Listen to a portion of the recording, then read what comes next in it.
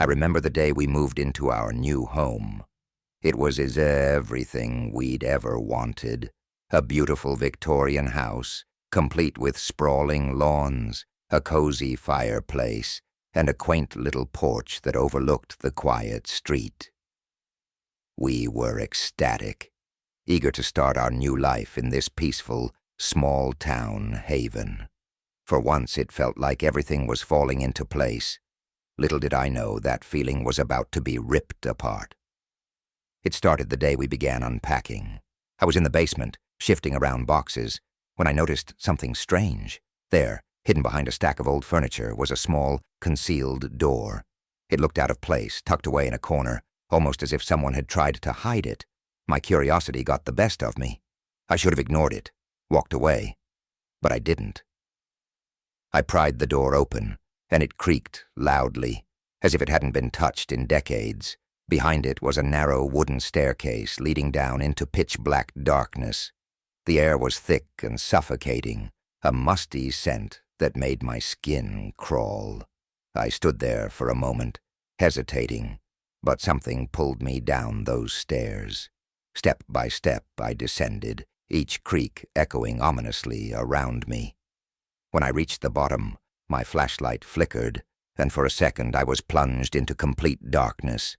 I heard something, a faint, almost inaudible whisper, but when the light came back on, I was alone in a cramped, dirt-floor room. The walls were covered in strange, crude symbols etched deep into the stone. They were ancient, unfamiliar, and for some reason they filled me with a sense of unease I couldn't quite explain. I should have left right then, but I didn't. I stood there, staring at those markings, and a chill ran down my spine. It was like the room was trying to tell me something I wasn't meant to understand. Over the next few weeks, we settled into the house. On the surface, everything seemed perfect, but I couldn't shake the feeling that something wasn't right. It started small. I'd hear footsteps late at night, coming from the basement, even though I knew I was the only one awake. Sometimes I'd find things moved around, objects that I was sure I hadn't touched. But the worst part was the whispers. Soft, almost tender murmurs, echoing through the walls, just on the edge of my hearing. At first I thought I was imagining it, but it didn't stop. It never stopped. Then one night, it happened. I woke up to the sound of Lily, my daughter, screaming. I bolted out of bed, my heart pounding, and rushed to her room. She was curled up in the corner, her face pale, her eyes wide with terror. "Daddy, there's someone in the walls," she kept saying, over and over, her voice barely a whisper. I held her, trying to calm her down, but I couldn't ignore the dread that had settled deep in my gut. We called in paranormal investigators. I didn't want to believe it, but I was desperate for answers, for some explanation that could make sense of the strange occurrences. They arrived, armed with EMF readers and thermal cameras, and headed straight for the basement. I followed, my skin crawling with anticipation. The moment they stepped into the hidden room, the air grew colder, a bone-chilling cold that seeped into my bones. The EMF readers spiked wildly, indicating a surge of electromagnetic energy. I could see the thermal camera picking up a cold spot right in the center of the room, a spot so cold it didn't seem natural. The lead investigator, a seasoned man who had seen his fair share of hauntings, stood there, his eyes wide, and I could tell he was scared. He spoke, his voice trembling slightly. "We mean you no harm. We just want to understand." As soon as the words left his mouth, everything changed. The room went deathly silent, and then, all at once, it erupted. The temperature plummeted even further, a freezing wind howling through the tiny space, and those strange symbols on the walls. They started to glow, a faint, eerie light pulsing slowly as if it was alive. I could see the fear in the investigator's eyes, and for a moment I thought I saw something else, too. A shadow, moving just out of the corner of my vision. I turned, but there was nothing there. And then I heard it. The whisper, clearer than ever. A soft, almost mocking voice right in my ear. "You shouldn't have come." I stumbled back, my heart pounding, and for a moment I couldn't breathe. The investigators, too, were backing away, their equipment malfunctioning, spitting out erratic readings. We scrambled out of the basement, our footsteps echoing through the dark, and burst into the light of the living room, gasping for air. That was the last night we spent in that house. We packed our things and left, leaving behind everything. The furniture, the boxes, the memories. It wasn't worth it. Nothing was worth staying in a place where something like that could exist. I don't know what was down there, in that hidden room. I don't think I want to know. But I can still hear it sometimes, late at night, when everything's quiet and the world is still. A faint whisper, just on the edge of my hearing, a voice I'll never forget. I wish I could tell you that we found answers, that we uncovered the mystery behind those strange, ancient symbols, or that we managed to rid the house of whatever was haunting it. But the truth is, we ran, and we didn't look back. And sometimes I wonder if that was the right choice, or if one day I'll wake up and hear that whisper again. "You shouldn't have come." And I'll know that whatever it was, it followed us. In the quiet suburbs of Ashwood, I led a life of routine. Some might have called it monotonous, but I found comfort in the predictability of it all. Wake up at 6, coffee by 7, work from 9 to 5. Evenings were reserved for a book or a quiet walk around the neighborhood. It was simple, peaceful, until the noises began. At first, it was barely noticeable, a faint scratching sound coming from the basement late at night. I didn't think much of it. Old houses creak, pipes groan, and sometimes the wind finds its way into places it shouldn't. I shrugged it off, convinced it was nothing more than the house settling. But as the days turned to weeks, the noises grew louder, more persistent. What had once been a faint scratching became a harsh, scraping sound, like nails dragging across metal. And then there were the footsteps, heavy, deliberate, pacing back and forth beneath the floorboards, as if someone was waiting down there. I could barely sleep. Every night, I lay awake, listening to those sounds, my mind racing. It was as if my entire world had shrunk to the size of my bedroom, and everything outside those four walls was teetering on the edge of some dark abyss. I'd get up, pace around, press my ear to the floor, but the noises would always stop the moment I tried to get closer. It was maddening. I didn't want to admit it, but fear had taken root, gnawing at the edges of my sanity. What was down there? Some kind of animal? A raccoon, maybe? I tried to convince myself it was something explainable, something ordinary, but deep down, I knew there was nothing ordinary about it. I'd lived in this house for years, and I'd never heard anything like this before. One night, after what felt like hours of lying there, paralyzed by fear, I decided enough was enough. I had to find out what was in my basement. Armed with nothing but a flashlight and a sense of dread that clung to my skin like a cold sweat, I crept down the stairs. The steps creaked beneath my feet, each one louder than the last, as if the house was warning me to turn back. But I kept going, driven by a need for answers, no matter how much I feared what I might find. The basement was dark, the air heavy and damp, thick with the smell of mildew and something else, something I couldn't quite place. I shone my flashlight around, the beam cutting through the shadows that seemed to cling to every corner. The noises were louder down here, echoing off the concrete walls. My heart pounded, the sound of it almost drowning out the rhythmic scratching.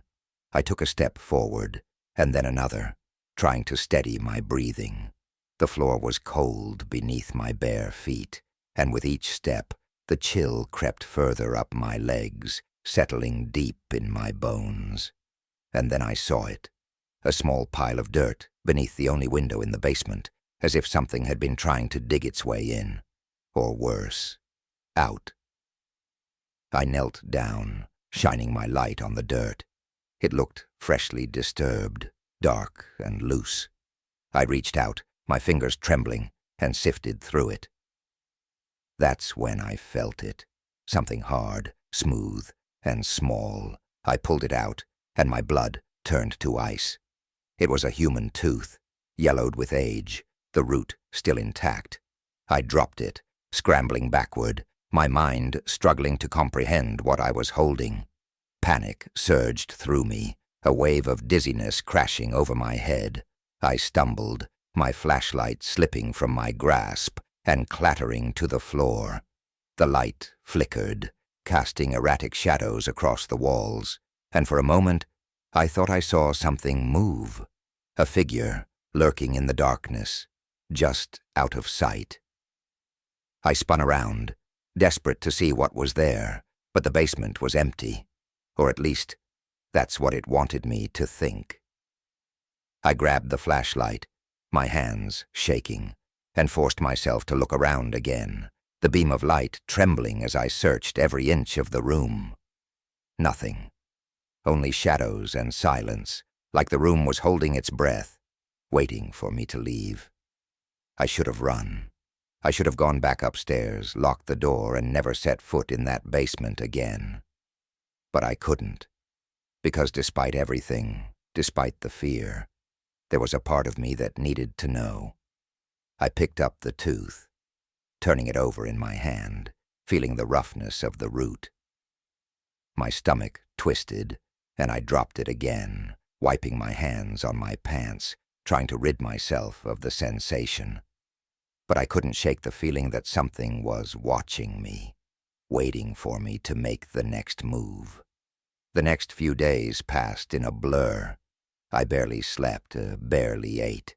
I could hear the noises at all hours now, as if whatever was down there had grown bolder, no longer content to stay hidden. I tried to pretend it wasn't happening, that I hadn't found a tooth in my basement. But every time I closed my eyes, I could see it, feel it in my hand, cold and hard and wrong.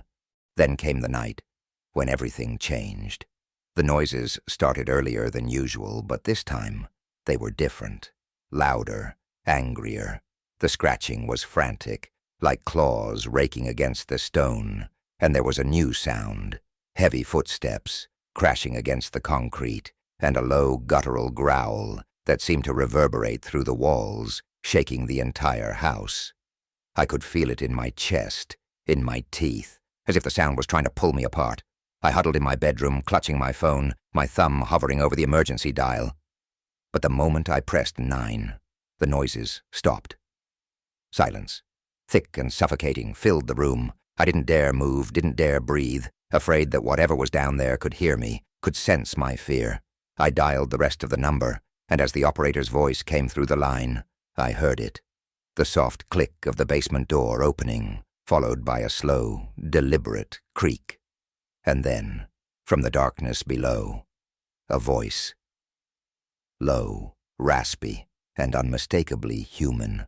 "I've been waiting." It started as a stupid dare. It always does, doesn't it? One of those late-night challenges tossed out during a drinking session, where the line between bravery and stupidity blurs into something dangerous. But for us, it wasn't just a dare. It was an obsession. The house had been there for as long as I could remember, perched on the outskirts of town, like some decaying monument to all things dark and forgotten. The stories were endless. Some said the family who lived there went mad. Others claimed to have seen lights flickering in the windows, heard faint whispers, or spotted shadows moving inside when no one was supposed to be there. All it took was a couple of beers and a taunt from Jake, to get us to agree. I guess that's why, on a chilly October night, we found ourselves standing on the overgrown lawn, staring at the old house. There were 5 of us. Me, Jake, Emily, Ben, and Chloe. Jake, of course, was the ringleader, the one who couldn't resist poking at the things that should be left alone. The guy who always needed to prove he wasn't scared. Emily was his opposite, cautious, quiet, always the first to suggest we turn back. But she was there, despite the fear in her eyes. Ben, with his nervous laugh, tried to keep the mood light. Chloe just clutched her camera, filming everything, eyes darting nervously as if expecting something to leap out of the shadows. I don't know what I expected to find that night. Probably nothing. But even as we walked up the creaking porch steps, I could feel it. A tension, like the air was thicker, pushing down on us, telling us we weren't welcome. Jake was the first to reach for the door. It opened with a groan, like it hadn't been touched in years. Inside, the air was stale, suffocating, and the darkness seemed to swallow our flashlights whole. I remember the way it smelled, a mix of rot and something metallic, like old blood. We started in the living room, a space frozen in time. Dust-covered furniture, an old clock on the wall that had stopped ticking, who knows how long ago. There were photos, too, black and white, faded, of a family that looked like they'd been happy once. It felt wrong to be there, like we were intruding on something private, something that wasn't meant to be seen. But Jake kept pushing us forward, deeper into the house, even as Emily started to voice her doubts, her voice trembling. The first real sign that something was off came when we found the dining room. The table was still set, as if expecting someone for dinner. Plates, silverware, even half-melted candles in rusted holders. But it was the chairs that got to me. Each one pulled out slightly, facing away from the table, like the people who had been sitting there had gotten up and walked away, leaving everything behind. Except they hadn't. There were still plates with food on them, moldy and decayed, but the chairs were empty. We moved on, trying to ignore the feeling that something was watching us, following us from room to room. And then we found the basement door. It looked no different from any other door in the house, but there was something about it that made my skin crawl. The paint was peeling, the wood splintered, as if someone had tried to claw their way out. I didn't want to open it, but Jake was already reaching for the handle, a grin plastered on his face that looked more like a grimace. "Come on, man. What's the worst that could happen?" he said, but even he sounded like he was trying to convince himself. The basement was dark, colder than the rest of the house, and it smelled worse, too. Damp, moldy, with that same sickly metallic tang that was everywhere. We descended the stairs one by one, each step creaking beneath our weight. I could hear Emily breathing fast beside me, see the way her hands trembled as she clutched her flashlight. Part of me wanted to tell her it was okay, that we could leave.